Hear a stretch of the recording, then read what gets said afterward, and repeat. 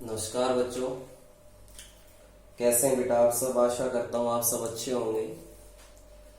बेटा, जो भी टॉपिक आपको पढ़ाया जाता है उसके वीडियो लेक्चर के साथ साथ आप बुक और नोटबुक वगैरह लेकर बैठें, ताकि जो मेन पॉइंट्स हैं वो आप साथ साथ नोट करते रहें।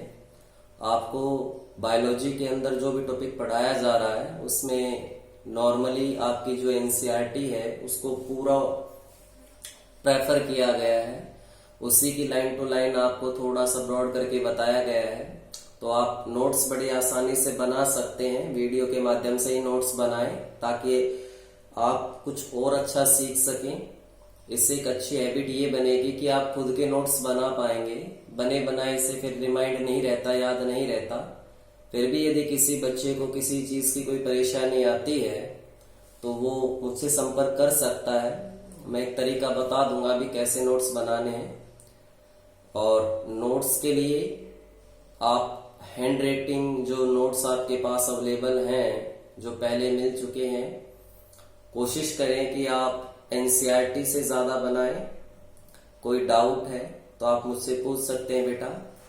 जैसे कि पिछला टॉपिक हमने स्टार्ट किया था, पिछले टॉपिक के अंदर हमने एल्गी का क्लासिफिकेशन पूरा पढ़ लिया था बेटा। और एल्गी के क्लासिफिकेशन के बाद जो आज का हमारा टॉपिक आता है that is bryophyta. Now let's start our ये क्लासेस बेटा। टॉपिक ब्रायोफाइटा को हम पढ़ेंगे। मेन चीज क्या है, क्या इसके अंदर हमें पढ़ना है, उन बेसिक चीजों को मैं बताता हुआ चलूंगा, तो आप उन बेसिक चीजों पर फोकस करेंगे। क्योंकि ये जितने भी प्लांट किंगडम के बारे में हम पढ़ रहे हैं ये वो पौधे हैं जो हमारे आसपास अवेलेबल हैं। हमें केवल इन्हें पहचानना है, हमने केवल इनकी लाइफ साइकिल को देखना है, समझना है। The more you practical the more you learn बेटा। तो सबसे पहले ब्रायोफाइटा के बारे में कि ब्रायोफाइटा का अध्ययन जो है, study of bryophyta is called bryology. Bryophyta की स्टडी को ब्रायोलॉजी कहा जाता है बेटा। और अगर हम बात करें फादर ऑफ ब्रायोलॉजी, वो भी इंडिया के अंदर, इंडियन फादर ऑफ बायोलॉजी की अगर हम बात करें बेटा तो डॉक्टर शिवराम कश्यप। शिवराम कश्यप, इन्हें इंडियन फादर ऑफ ब्रायोलॉजी कहा जाता है क्योंकि इन्होंने बहुत ज्यादा स्टडी की है ब्रायोफाइटा के ऊपर इंडिया के अंदर। अगला मेन पॉइंट हमारे पास क्या आता है कि एनसीईआरटी ने लिखा है कि ब्रायोफाइटा के अंदर आपके लीवर वर्ड्स और मोस आते हैं बेटा। ये क्या है, पहले हम इसको थोड़ा सा समझ लें। हम एक लाइन को थोड़ा सा एक्सप्लेन करते हुए चलेंगे बेटा, ध्यान से सुनेंगे। जो ब्रायोफाइटा है, जो आपके पास ब्रायोफाइटा टॉपिक है, इस ब्रायोफाइटा की बेटा 3 क्लास है। कितनी क्लास है बेटा इसकी? 3 क्लास है। एक डिवीजन है, ब्रायोफाइटा इज द डिवीजन। जैसे हम फाइलम पढ़ते थे, हमने देखा फाइलम के स्थान पर प्लांट के अंदर डिवीजन आता है, तो ब्रायोफाइटा एक डिवीजन है। और उस डिवीजन में 3 क्लास आते हैं और उन 3 क्लास को मैं यहां पर लिख रहा हूं, ध्यान से सुनेंगे। उसमें पहली क्लास का नाम है हिपेटिकॉप्सीडा, दूसरी क्लास का नाम है एंथोसिरोटॉप्सीडा, और तीसरी क्लास जो है आपकी वो है ब्रायोप्सीडा।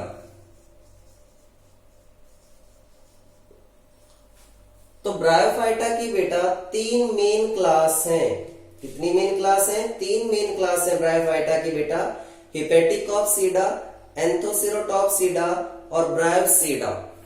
और इसको याद करने का एक बड़ा आसान सा तरीका है। आपकी एक डिजीज होती है हेपेटाइटिस, तो मैं तो ऐसे याद करता हूं hepatitis A and B. Hepatitis A और बी 3 क्लास है। इस हिपेटिकॉप्सीडा के अंदर वो ब्रायोफाइट आते हैं जिनकी स्ट्रक्चर लीवर जैसे रिजेंबल करती है, और इसमें एग्जांपल आता है लीवर वर्ड्स का। और ब्रायोप्सीडा जो ये क्लास है, एंथोसिरोप्सीडा का आपका कोई एग्जांपल नहीं डाला है बुक ने। जो 2 क्लास आपको मेन पढ़ती है हम केवल उन्हीं को डिस्कस करेंगे। ब्रायोप्सीडा के अंदर ये इसका दूसरा नाम म्यूशी भी है बेटा। इसके अंदर हमारे मॉस आते हैं।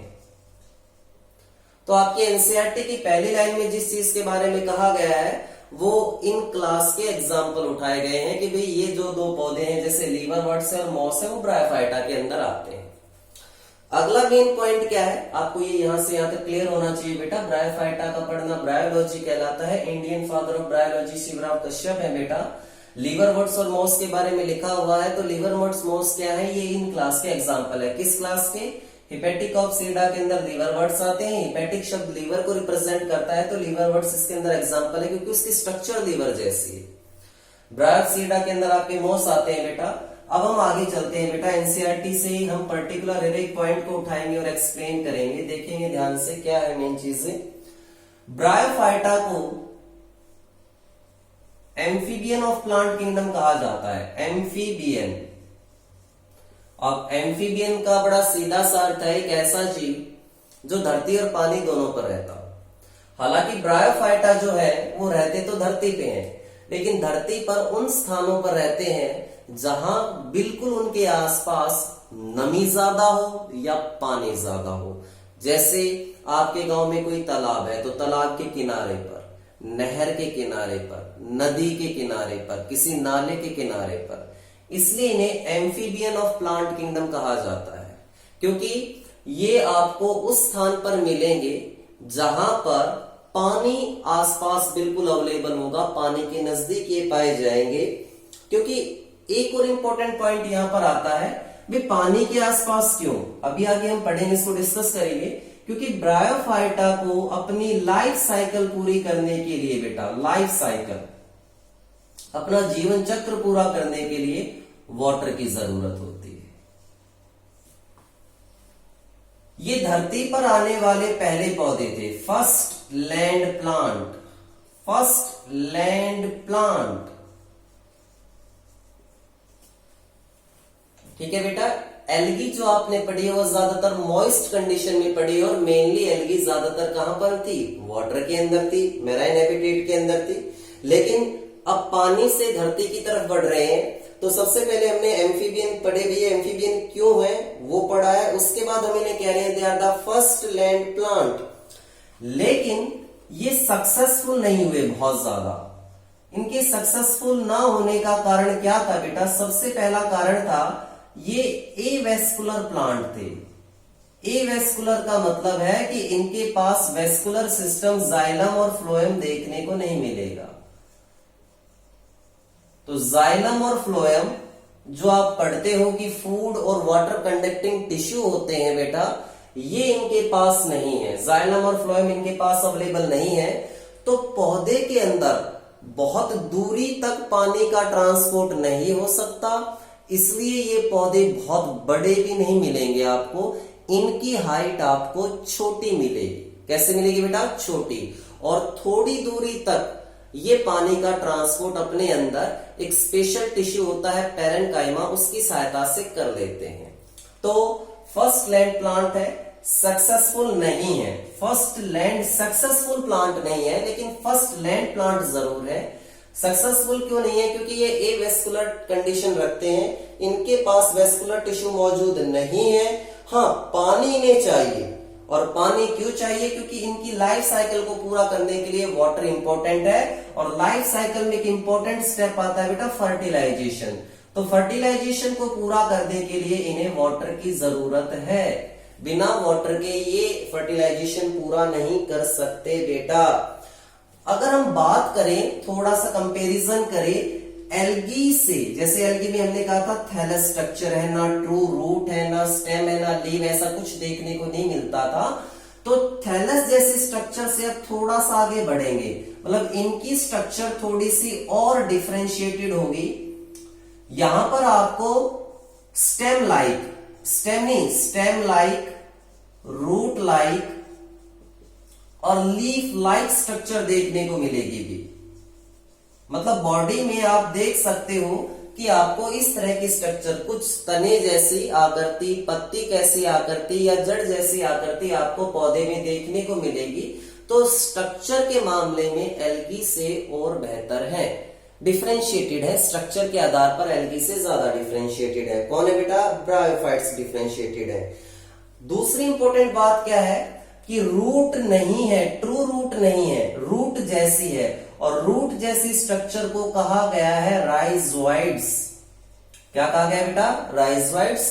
और राइजोइड्स जो है वो यूनिसेलुलर भी हो सकते हैं, एक सेल के बने भी हो सकते हैं, और बेटा मल्टी सेलुलर भी हो सकते हैं। इस चीज पर ध्यान देंगे कि रूट जैसी स्ट्रक्चर है जिसे हमने क्या कहा है? राइजोइड्स कहा है। एंड द राइजोइड्स में बी यूनिसेलुलर और मे बी मल्टी सेलुलर।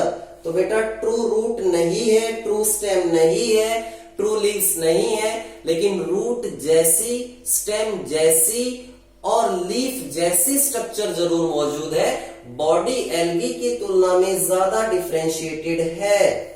अब हम आगे चलते हैं बेटा। मेन चीज क्या है कि ज्यादातर जो ब्रायोफाइट्स हैं आपको शेडेड पोर्शन में मिलेंगे, जहां पर छाया होगी और नमी ज्यादा होगी। तो शेडेड प्लांट है, स्कियोफाइट्स है बेटा, स्कियोफाइट्स कह सकते हो, जो शेड में रहना पसंद करते हैं और पानी के आसपास देखने को मिलेंगे। अब हम आगे चलते हैं, एक एक पॉइंट को ध्यान से देखते चलिएगा बेटा। अगर ये बेसिक आपको आ जाता है तो बहुत अच्छी बात है। ब्रायोफाइट की जो प्लांट बॉडी है बेटा, ध्यान से सुनेंगे। ब्रायोफाइट्स जो है उनमें प्लांट बॉडी जो है, जो प्लांट की स्ट्रक्चर है, उस प्लांट की स्ट्रक्चर में आपको दो फेज मिलेगी, टू फेजेस, दो फेज मिलेगी। उसमें से दो, एक ही बॉडी के अंदर आपको दो रूप मिलेंगे, मतलब दो तरह की फेज मिलेगी, अवस्थाएं मिलेगी। इनमें से एक फेज होगी जो गैमेट बनाएगी, और गैमेट बनाने वाली इस फेज को कहते हैं गैमेटोफाइट। ये गैमेट बनाएगी। और एक फेज होगी जिसे आप कहेंगे स्पोरोफाइट, जो स्पोर बनाएगी। ठीक है, पहले इसको थोड़ा सा बेसिक समझ ले, फिर हम एक लाइफ साइकिल के रूप में इसको डिस्कस करेंगे। आप डायग्राम में देख सकते हो, एनसीईआरटी में इसका डायग्राम डाला हुआ है कि प्लांट की जो बॉडी है, स्ट्रक्चर है, उसमें जो ब्रायोफाइट्स है बेटा, ब्रायोफाइट्स आपका अगर हम बात करें तो मेन प्लांट बॉडी जो ब्रायोफाइट्स की है वो हैप्लॉइड कंडीशन शो करती है। Haploid, this is important. Haploid condition show करती है मेन प्लांट बॉडी, मतलब मेन प्लांट बॉडी की सेल के पास सिंगल सेट ऑफ क्रोमोसोम होता है, और वो जो मेन प्लांट बॉडी है वो है गैमेटोफाइट। और गैमेटोफाइट क्या बनाएगी बेटा? गैमेट बनाएगी।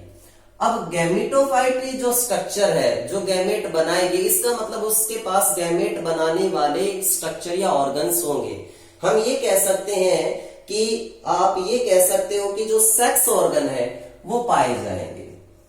तो यहां पर हम बात कर रहे हैं कि गैमेटोफाइट जो है वो सेक्स ऑर्गन रखता है, और जो सेक्स ऑर्गन है वो आपके मल्टी सेलुलर है, एक से ज्यादा सेल के बने हुए हैं, और मल्टी सेलुलर के साथ साथ उन सेक्स ऑर्गन के चारों तरफ कवरिंग भी है। इसका मतलब वो जैकेटेड है।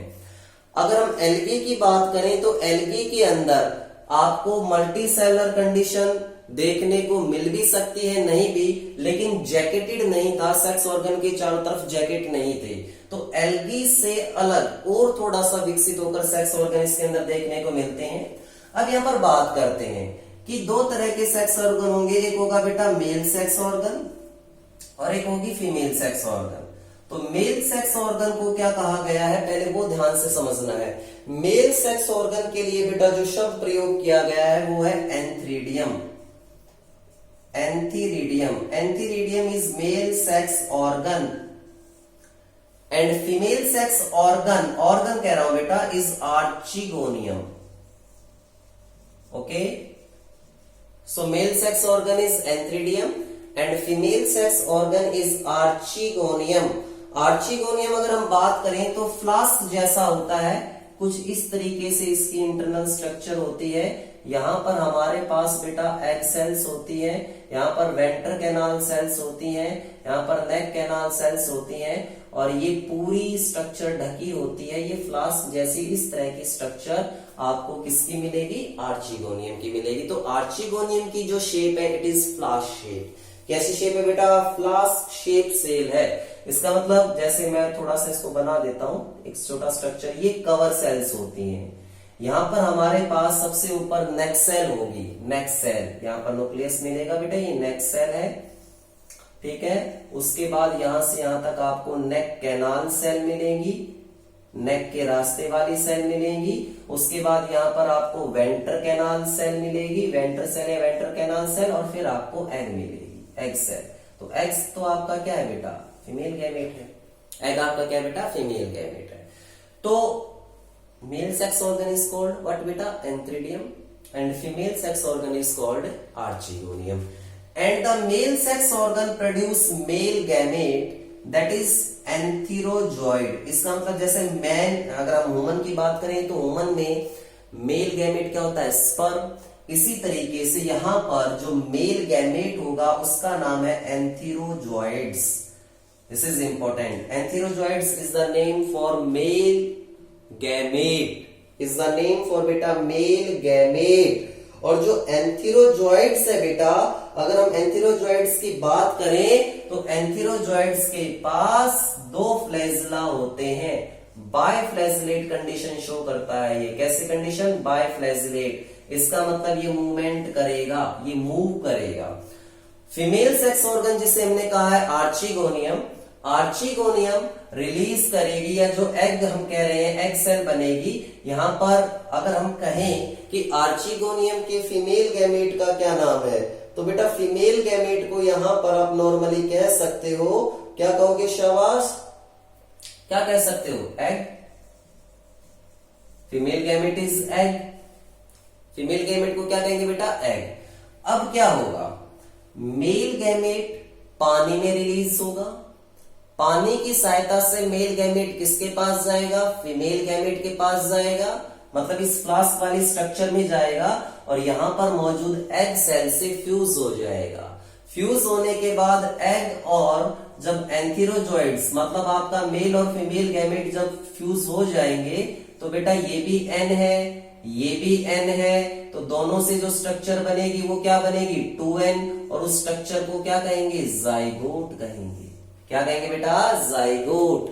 तो ध्यान से देखिए बेटा, मेल और फीमेल गैमेट फ्यूज होकर क्या बना रहे हैं, जाइगोट बना रहे हैं। इतना आया आपको समझ में। मेन प्लांट बॉडी कैसी है, हैप्लॉइड, और वो भी कौन सी है, गैमेटोफाइट। कौन सी है बेटा, गैमेटोफाइट। अभी स्पोरोफाइट का जिक्र नहीं किया है।